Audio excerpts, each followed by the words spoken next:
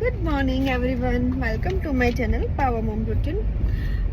આજે હોલીના વેકેશન પછી ઘરની બહાર પગ મૂકવાનો બહુ જ કંટાળો આવતો હતો.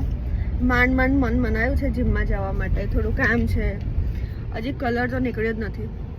મફતમાં હાઇલાઇટ મળી ગઈ છે મને હેરમાં, ગોલ્ડનમાંથી રેડ કલર બી ફેસ પર તો નીકળતો જ નથી. અને આ ભાઈને સ્કૂલ જવા માટે રેડી કર્યો છે.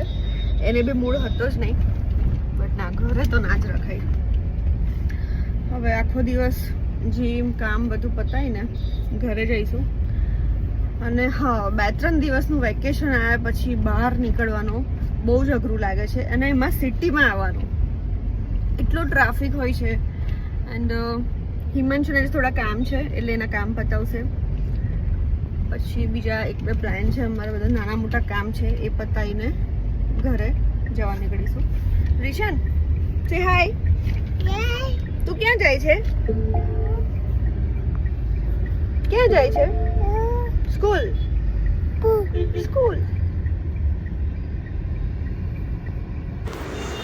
ઉફ યાર, આ બરોડાનો ટ્રાફિક એટલો બધો વધવા માંડ્યો છે ને ડે બાય ડે, કે હવે અમને પોતાને કંટાળો આવી રહ્યો છે. ઘણી બધી વાર એવરી ડે કંઈ ને કંઈ ચાલતું હોય છે કામ. જીમ પર તો પહોંચી ગઈ છું, બટ સડનલી બધા પ્લાનિંગ ચેન્જ થયા છે. હિમાંશુને ઇમરજન્સીમાં એક જગ્યા પર જવાનું આવ્યું છે અને મને એકલું જીમમાં આવવાનો બહુ જ કંટાળો આવે છે. એ નથી તો વર્કઆઉટમાં મજા ઓછી આવશે. અને થોડા લેબના અને થોડા પર્સનલ કામ છે, તો એ નીકળ્યો છે. હા, કરી લઉં છું.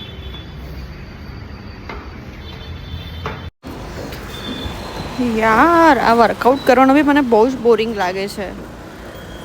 કંઈક જોડે વાતચીત નથી કરતા, પણ જીમમાં આજુબાજુ તો મને હોય ને તો મને પુશઅપ કર્યા કરે, આ કરી લે, થોડું હેવી વર્કઆઉટ કરી લે, એના માટે મને વધારે પુશઅપ કરે. સો મને વધારે મજા આવે. એટલે મને એકલું વર્કઆઉટ હવે તો નથી જ ફાવતું, બટ કંઈ નહીં, ઇટ્સ ઓકે, ચાલ્યા કરે. દેન વર્કઆઉટ પતાવીને હું રિશાનને પિક કરવા જઈશ. રિશાનને પિક કરીને પછી હું નીકળી જઈશ ઘરે જવા માટે, બિકોઝ આજે ઇવનિંગમાં મારે ક્રિકેટમાં મૂકવા જવાનું છે નિશ્ચિવને. એન્ડ હા, મારી એક અપોઇન્ટમેન્ટ હતી, ડૉક્ટરને બતાવવાનું હતું. મને બહુ વધારે શરદી હતી, સો એ બતાવવા માટે આવી છું. સો ગાઈઝ, મારા નિશ્ચિવને બનાના બહુ જ ભાવે છે, સો હું બનાના લઈને હવે ઘરે જવા નીકળીશ. સો મળીએ, bye, see you in the evening.